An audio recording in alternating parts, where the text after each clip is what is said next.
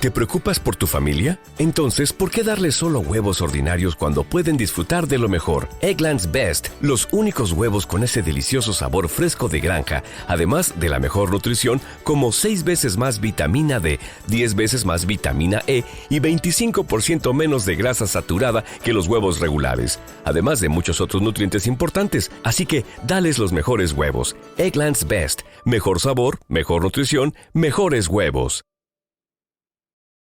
For the ones finding new ways to ensure the job always gets done. For the ones wearing many hats. For the ones who are hands-on, even from far away. And the ones keeping business moving forward. We are Grainger, offering professional-grade industrial supplies, plus real-time product availability and access to experts ready to answer your toughest questions. Call, click Grainger.com, or just stop by. Grainger, for the ones who get it done. Settling is not an option for me. Everything I desire is already mine. What if you can have it all? Because every day is for the girls. Hello. Welcome back to another episode of For the Girls. I'm your host, Victoria Alario. And today we are talking about making friends, the importance of hobbies, embracing that side of your feminine energy, and all the things involved with that. And it's funny because I've been wanting to get into doing an episode about the importance of hobbies because I am really I'm in my hobby era. I'm taking pottery class every Tuesday. I'm doing 2 book clubs right now with different groups of people. And I'm realizing just how much fun it is to be involved in things outside of work. And then I got a Dear Victoria submission, which I will read to you right now, that I feel just really aligns with the topic. And I just figured, let's put this all together. So let me read the question for you all. Dear Victoria, I have been in college for almost a year now, and I have yet to make a single friend. The only conversations I have is with my mom when she calls me. I want to have friends, but it seems almost impossible to make any. My family tells me to talk to people in my classes or to join clubs. I did. No results. I'm a strong introvert, so anything I say to someone comes out completely weird. It's been so long that I have severe social anxiety and 0 social skills. Not having any human contact is taking a toll on my mental health, and now I'm having trouble staying motivated for literally anything. I need advice on how to not be so lonely because I can't take this anymore. First things first, let's go back to the whole thing where you said, I did try talking to people in class and I did try joining clubs, but no results. A lot of people think that they can just flip a switch and just try something out a little bit and half-ass things and see results. And when they don't see results from, like I said, half-assing something, trying it out a little bit, they're like, oh, that didn't work. And then that's it. They quit.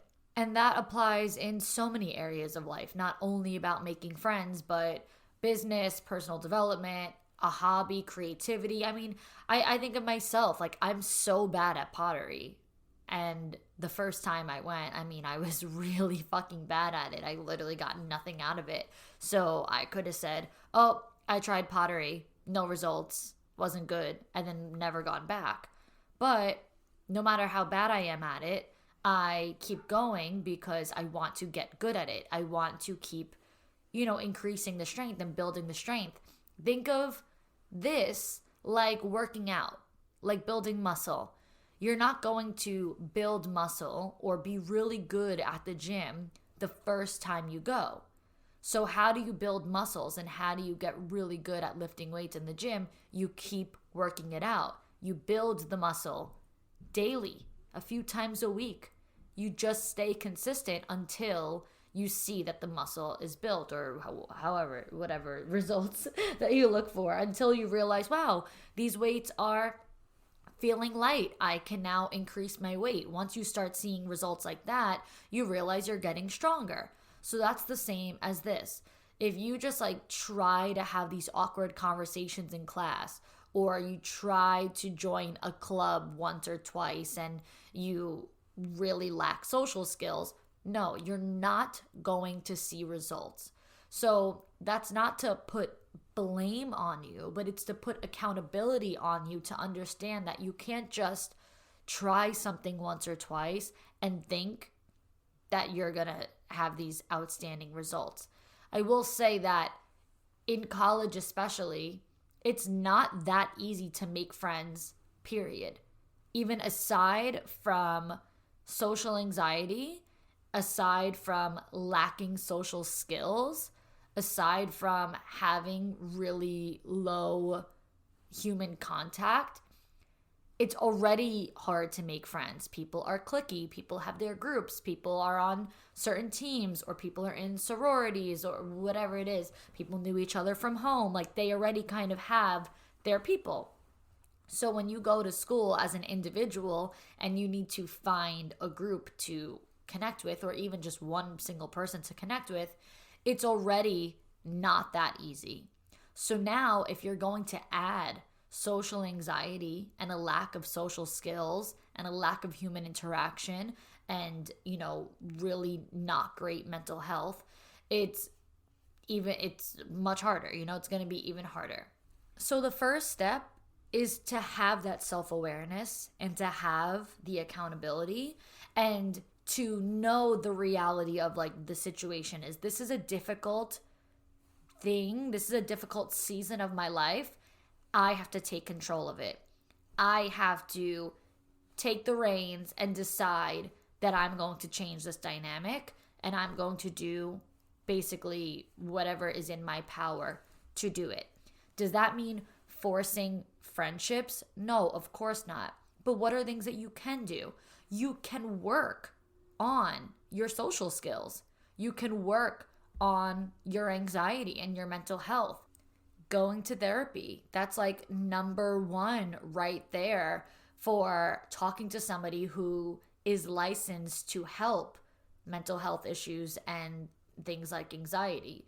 Or even getting a coach, someone like me or someone that you resonate with, whoever it is. I know you're young, you're in college, so I don't know if you necessarily have the finances to invest in private coaching like me, but for the most part, this is what we work on. Increasing your social skills, increasing your confidence, increasing your self-esteem, increasing your self-awareness. So even if you're not doing it with me, just having a coach, a therapist, somebody to really hold you accountable and work alongside you to increase your own self first and work on your own personal development, your mindset growth, and really putting yourself first before even worrying about talking to other people and whatever else. Just really working internally on you. That's number one. Now, once you start working on yourself and once you're taking that really seriously, then you can get into the waters of hobbies, clubs, and starting to meet people who are like-minded. When I say like-minded, I mean join a club that is something you actually enjoy, or pick up a hobby that is something you actually enjoy. Don't just join clubs for the social aspect of it, because that might be so overwhelming, knowing that this is not necessarily something you care about or are passionate about or thoroughly enjoy, but it's something that you're doing because you have to make friends.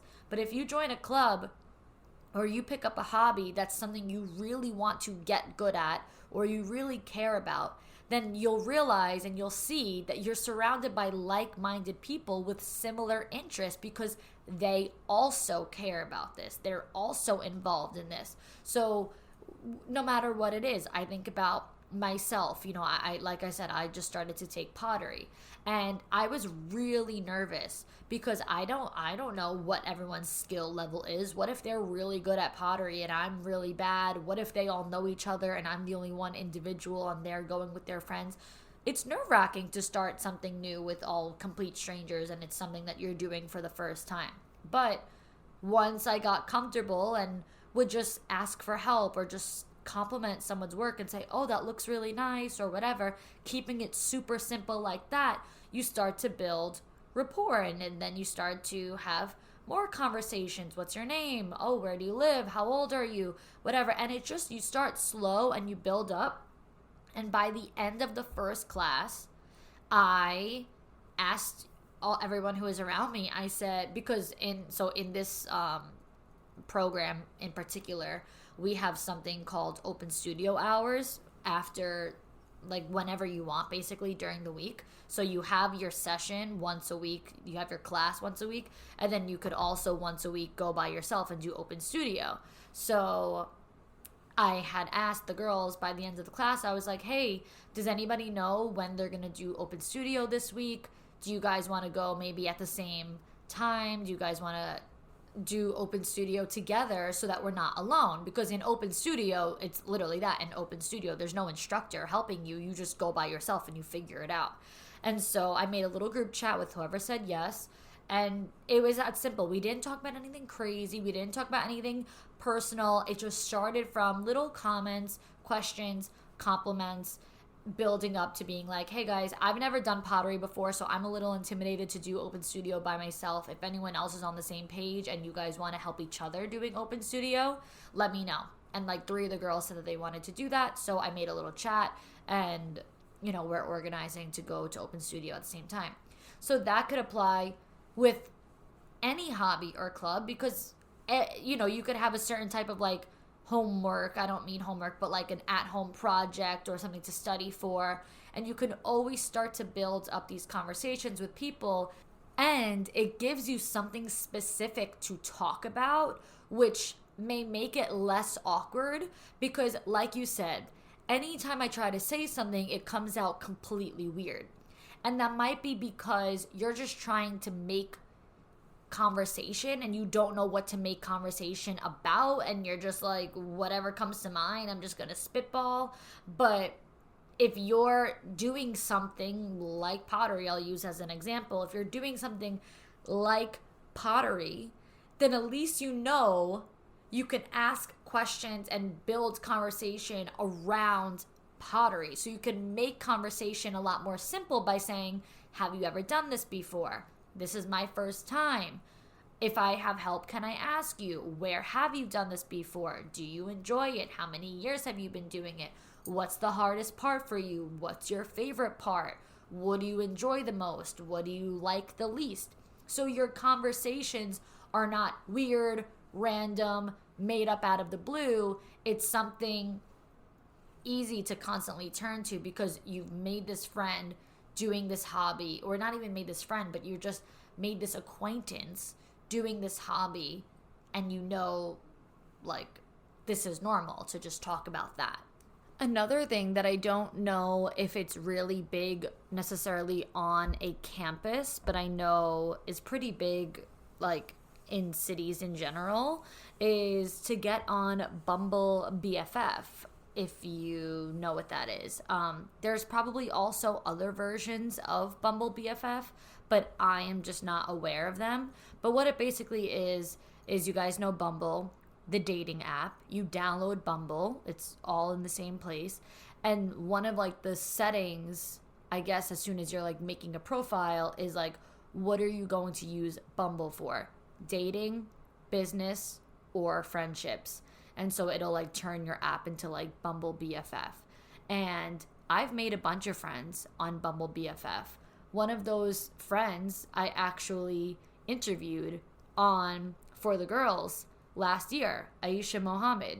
¿No se merece tu familia lo mejor? Entonces, ¿por qué no los mejores huevos? Ahora, Eggland's Best están disponibles en deliciosas opciones. Huevos clásicos, de gallina libre de jaula y orgánicos de Eggland's, que ofrecen un sabor más delicioso y fresco de granja que le encantará a tu familia. En comparación con los huevos ordinarios, Eggland's Best contiene la mejor nutrición como 6 veces más vitamina D, 10 veces más vitamina E y el doble de omega 3 y B12. Solo Eggland's Best. Mejor sabor, mejor nutrición, mejores huevos. Visita egglandsbest.com para más información. There's been a bunch of girls that I have met and made friends with through there. Are they my best friends that I hang out with all the time? No, but I met them when I lived in Miami. I connected with them on social media, and even if we didn't meet up in person, we kind of have more of like an online friendship. So no matter how you want to spin it, whether we're friends in person that hang out or friends who talk on the phone, we're friends. So even on those days where I don't have plans, I'm not going out, I'm sitting in, I have my friends that I can sit on FaceTime with, I can text with, I can talk to, so you won't feel as lonely. So I would say that Bumble BFF is good. I mean, it works. It's worked for me. I can certainly attest to it myself and vouch for it myself. But there might be other apps that may be better for like a college campus. I truly don't know because that wasn't my dynamic. But I can say Bumble BFF was good. And the reason why I say tapping into all of this and picking up hobbies and making friends allows us to really embrace our feminine energy side is because that's exactly what being a feminine woman is. That's exactly what feminine energy is. Being nurturing, being welcoming, being open, listening to people, engaging with people, having, open dialogue where you're learning and you're working on yourself. I think one of the biggest things of feminine energy is expanding your mind and just being open to gaining more knowledge and even questioning your own thoughts. I was listening to something and they were saying smart people always ask questions and want to look deeper into things. Dumb people just think that they're always right and they don't think there's no further nuance, there's nothing else to it. And it made me laugh, and it kind of reminded me a little bit of like a divine mature feminine energy versus an egotistical wounded masculine energy who like thinks they know everything, and then the divine feminine is just like, I'm so open to feedback and I'm so open to learning. And yeah, I just think that some of the biggest traits of embracing your feminine energy is one, getting creative. So that could be picking up a hobby or getting into something like literature, reading, whatever.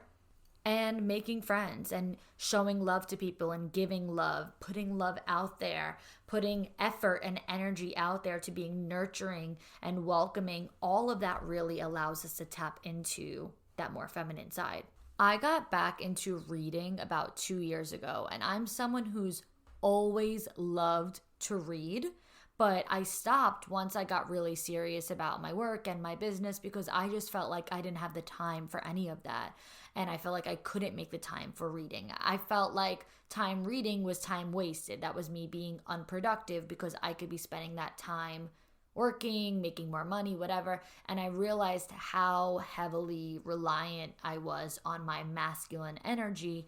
And I was just depleting myself of any sense of soft feminine energy because I would only spend my time being productive and problem solving and action taking rather than spending any time on, self-care, self-love. Even though I made it like I did a lot of self-care, I'm like, self-care is so important. Yeah, because I worked out and I went for walks and I took care of my skin. But there's so much more to caring about yourself than just like getting a facial once a month. There's so many more ways to make sure you feel good and to stimulate the brain and just to keep yourself positive about life and remove yourself from reality for a little bit, because sometimes the reality is ugly. Turning on the news is really not entertaining. Listening to current events is really sometimes fucking scary, and when all you focus on is hustling and making money, you're just not escaping reality at any given point because you're just so focused on like, I need more and more and more.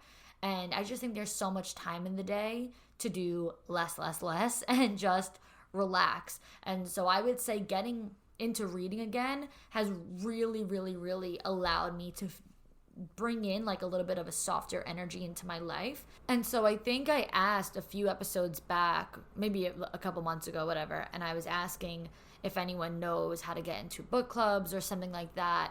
And I don't know, I really like couldn't figure out like how to, I joined like Facebook groups, but it wasn't really what I was looking for. So my talent agency, actually, I didn't realize that the girls who work at the agency that manages me, I didn't realize that they had a book club. So they invited me into theirs. So I've been in theirs for a couple months now. It's been so much fun, and it inspired me to start one with my cousins and their friends. And this way we could actually get together in person, because with my talent agency, we do it like on Zoom since none of us live near each other.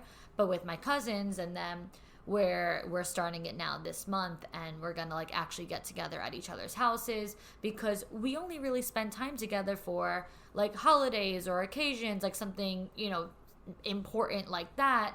Of course, with some of my cousins, we get together every Sunday for Sunday dinner, but it's just a different dynamic. It's not just like hanging out, relaxing, doing nothing. So I'm like, what can we do that's just a lot more chill and zen and just girls being girls? And so that's why I said we'll do a book club amongst ourselves, and, you know, just get together and like talk about literature.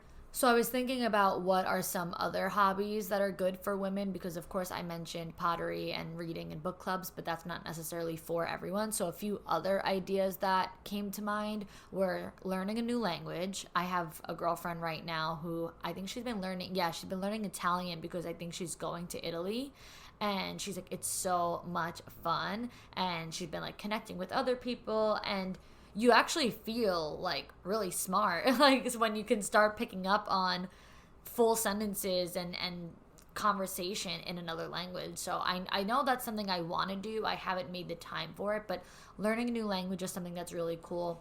Dance class is also a really cool way to meet a lot of people, because I know especially in New York City there are hip hop classes, beginners dance classes, pole dancing classes. There's so many different types of dance classes that are like workout kind of style. Like they're not necessarily your everyday average workout, but it's something fun to do in like these group settings where you're doing like a lot of cardio and, you know, like fast movements and all that, but it's not just working out. It's, you know, dancing. It's learning a routine, it's learning choreography, and it's just a lot of fun. And it doesn't matter how good or bad you are, because the goal is ultimately just to have fun and let loose.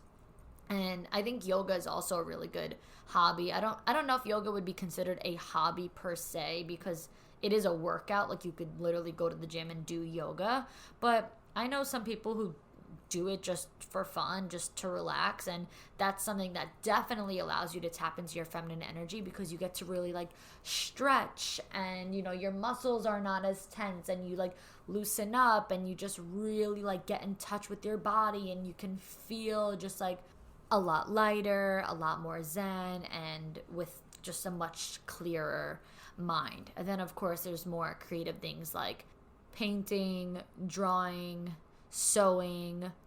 That's actually really cool. Knitting, photography, like anything in the creative space. Of course, writing is included in that. And then I know a lot of people who are really big in like gardening and plants. There's like a very big community. For some reason, I ended up on like plant talk at some point, and I was seeing all TikTok videos of people who do planting and gardening, and I was I think that's how I literally got into pottery, because I was seeing pottery videos on my TikTok, and I just was like, this looks like so much fun, like I want to join a class. And then I literally just went to Google and was like, pottery classes near me. And one more creative thing that came to my mind that I've seen, and I also have a friend who picked it up as a hobby for a little bit, is making candles. Now, the friend did take it on as a little bit of like a side business, but I would say that it was more of a hobby, because it wasn't necessarily like meant to be insanely income producing, but just something to do and something to gift people, which I think again like really taps into that feminine energy. Like making something from your hands and being able to gift it to people, that is just so much love, and it's just so like generous and giving, and it just feels like such a nurturing way to give and to show love without like making anything like, you know, huge, like not like something being too expensive, not spending a ton of money. It's more of like spending time and literally using your hands, using this craft and making something with someone in mind. Like that is just the best way to give. I know that a lot of girls are always asking for more ways on how to embrace their feminine energy and to tap into their feminine energy side. And I just think if you are someone who is struggling to make time for yourself, struggling to make friends, you don't really invest in yourself, start there. Start with therapy or with a coach or any sense of investing into personal development to really focus on your internal glow up first, and then you go on to the next things. So if you feel like you're always burnt out, all you do is work, you don't have any time for rest or friends or recreational fun or hobbies, start there. Start picking up hobbies, little things. Don't do everything at once. Don't try to take on 5 hobbies at a time. Don't do anything too, overwhelming. Just one thing at a time, and just start picking up on, little things that allow you to decompress and just not feel so burnt out. Because I can tell you that after years and years and years, I burnt out. So it took me a while to get there, but now that I'm there, I hope that I can help you all before you get to that severe of a burnout phase the way that I did. Because my burnout phase was not like, oh yeah, for the past 6 months I've been really busy, now I need to relax. It was like, no, for the past 6 years I have been nonstop, and now it's time for me to prioritize myself. And then making friends comes along the way, because you will be more proactive, you will increase your self-awareness, you will increase your self-esteem, and you will start to feel better about making conversation with people and bringing new people into your life and making new connections. So I would say go in that order. Invest in yourself and work on yourself. Pick up hobbies that you actually are excited about and that make you excited about life. And then you'll feel so much better about making friends. And that is all we have for today. Thank you, girls, so much for listening. I'll see you next time, girls.